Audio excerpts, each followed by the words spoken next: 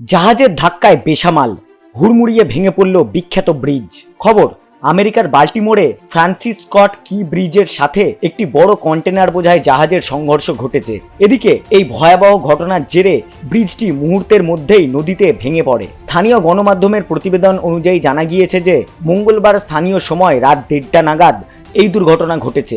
এদিকে ওই ব্রিজটি ভেঙে পড়ার সময়ে সেখানে অনেক যানবাহন ও মানুষ উপস্থিত ছিলেন। প্রাথমিকভাবে জানা গিয়েছে যে 7টি গাড়ি নদীতে তলিয়ে যায়। ইতিমধ্যেই নিউজ এজেন্সি রয়টার্স জানিয়েছে বাল্টিমোর ফায়ার ডিপার্টমেন্ট ব্রিজটি ভেঙে পড়ায় ব্যাপক প্রাণহানি ও সম্পদের ক্ষয়ক্ষতির আশঙ্কা প্রকাশ করেছেন। ইতিমধ্যেই নদীতে মার্কিন কোস্টগার্ড থেকে শুরু করে বাল্টিমোর ফায়ার ডিপার্টমেন্ট এবং অন্যান্য সংস্থা উদ্ধার অভিযান চালাচ্ছে। উল্লেখ্য যে প্যাটাপস্কো নদীর উপর থাকা এই ব্রিজটি 1977 সালে নির্মিত হয়েছিল।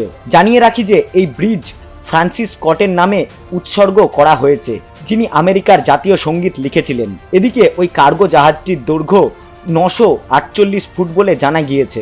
সংঘর্ষের পর জাহাজটিও ডুবে যায়। এদিকে এই দুর্ঘটনার ভিডিও সোশ্যাল মিডিয়ায় ভাইরাল হয়েছে, যেখানে জাহাজটির সাথে সেতুতে ধাক্কা লাগার পর মুহূর্তের মধ্যেই ব্রিজটিকে ভেঙে পড়তে দেখা গিয়েছে। পাশাপাশি এই সংঘর্ষের পর জাহাজটিতেও আগুন ধরে যায়। এই ব্রিজের দৈর্ঘ্য ছিল 3 কিলোমিটার। ডালি নামের জাহাজটিতে সিঙ্গাপুরের পতাকা উত্তোলন করা ছিল।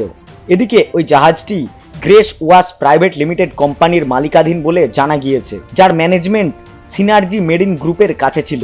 পাশাপাশি জানা গিয়েছে ওই জাহাজটি শ্রীলঙ্কায় যাচ্ছিল।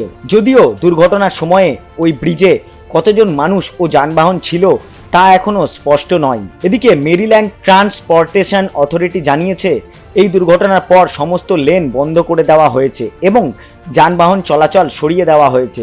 রয়টার্সের মতে গ্রেস ওয়াশ প্রাইভেট লিমিটেড জানিয়েছে যে জাহাজে উপস্থিত সকল ক্রু সদস্য নিরাপদে রয়েছেন এবং কেউ আহত হননি।